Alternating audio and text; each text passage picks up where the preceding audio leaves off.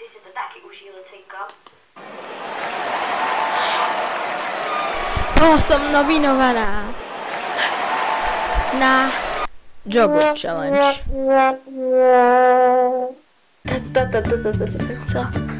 Budka takže asi som sa moc na hlas nedávala. Ja, moje vlasy vydržia. Ahojte! Dnes som bola nominovaná od Sabinky na Jogurt Challenge. Dobre, takže toto je ten jogurt, ktorý, ako už viete, je mesiac po záruke. A on je úplne ako normálny jogurt, takže moje vlasy to neuškodí. Nastavíme, že rád pod seba.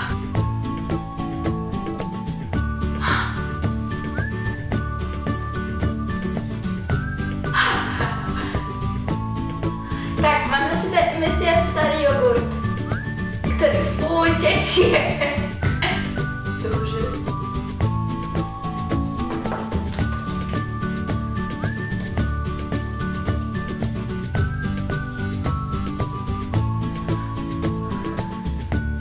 Vyzerám krásne. Dobre, tak ďakujem ti, Sabinka. A teraz prichádza tá najkrajšia časť, keď nominujem 3 ľudí.